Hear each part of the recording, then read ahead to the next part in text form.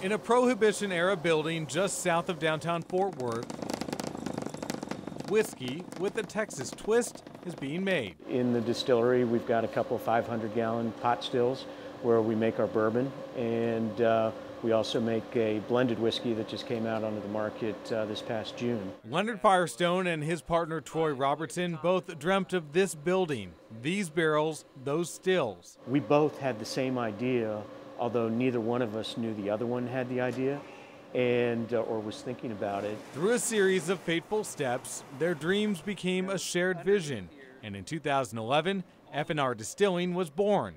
Right now, you can buy their blended whiskey. It's a Texas blend that is really unexpected in how good it is, in the depth of the product, in the character of the product, and the uniqueness of the product.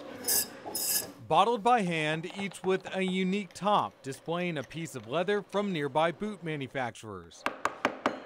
But what is really special is the straight bourbon, a form of whiskey that they are making. We're using a Texas corn from the Panhandle. We're using what's called a soft red winter wheat from right here in North Texas. We've developed our own proprietary yeast strain from a pecan nut that we found down in Glen Rose, Texas. Every aspect of the bourbon is unique, thought out, and truly Texan. As we developed and captured our own yeast strain from the wild.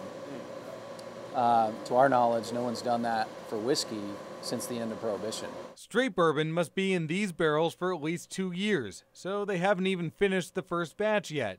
And one of the greatest elements of making bourbon, the Texas climate, could be a difference maker. In North Texas, we, as I said, have these great long hot summers. We think it's going to be great for whiskey, miserable for us. So while we don't yet know what Texas bourbon tastes like, we do know what it will be made of. From the moment that we captured that yeast strain off of the state tree of Texas, off that pecan nut, all the way through to the maturation in the barrels, to the bottling, to the caps that we produce that are great examples of Texas with our cowboy boot leather. I don't see how it can be anything else but purely Texan.